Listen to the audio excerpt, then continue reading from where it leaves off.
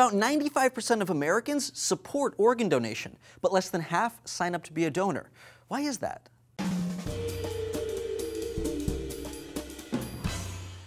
Hey there, conscious collection of organs. Jules here for D-News. No one knows exactly why people refuse to be organ donors. Organ donation is a tricky subject, and it's super individual. According to one study, most people gathered information on organ donation by watching scientifically inaccurate shows like Grey's Anatomy. Another study backed up that data, showing more than half of people learned what they know about donation from television, and another 12% from their friends. Unsurprisingly, 72% of people were afraid of organ donation.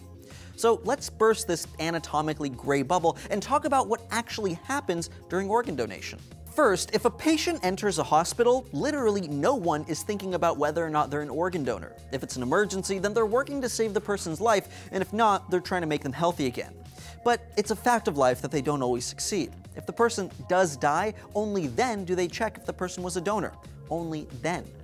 And of course, backing up a step, death itself can be complicated. Some people connect the presence of a heartbeat to life, but since 1981, legally, it's not the heartbeat, but brain activity that determines life or death. If the brain dies, it's not coming back. And patients who are brain dead, by the way, may still have basic functions, sometimes assisted or completely controlled by machines.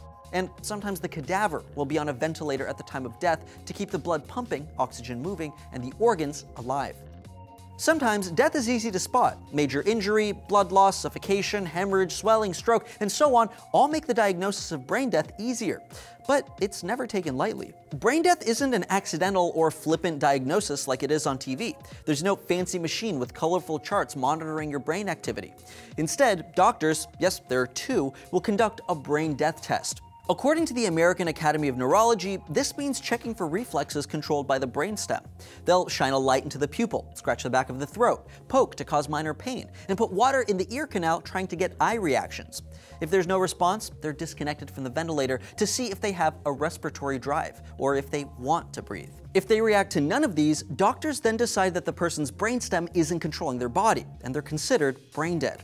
The ventilator is turned back on and the family is informed. The doctors then check donor rolls and discuss final wishes with the family. If the person's wish is for organ donation, then they look for organ and tissue matches.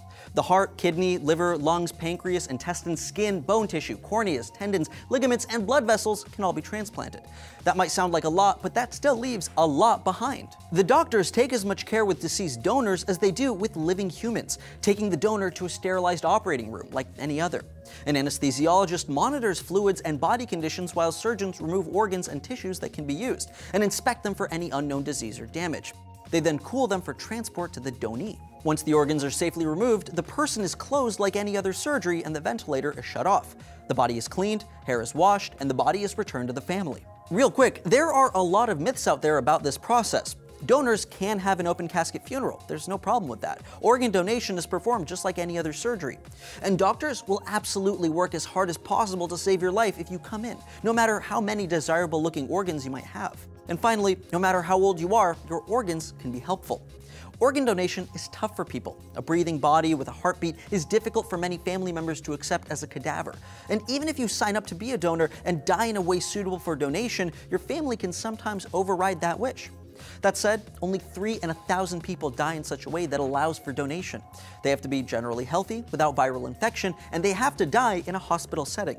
Over 119,000 children, women, and men are on the waiting list for organ donation, and 22 die each day waiting for a replacement. Unsurprisingly, lots of people are working to get more people to donate their organs. The American Journal of Transplantation published a study recently detailing how Spain reached 40 donors per million people.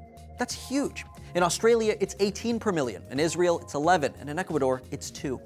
Thanks to efforts in the US, we're pretty high on the list at 26 per million. In the end, Spain might be in the lead, but the winners are the people who are willing to give up parts of themselves they no longer need, and the stories of those who receive the life-saving donations. So why do we even have to match organs in the first place? That's what one group of researchers thought, so they figured out how to donate from anyone to anyone else. Amy's got that story right here. And if you guys like interesting and obscure facts, which I know you do, check out our friends at Did You Know for 9 facts that'll make you smarter than everyone else. And do you plan to donate your organs? Why or why not? Let us know down below in the comments, and don't forget to like and subscribe for more D-News every day.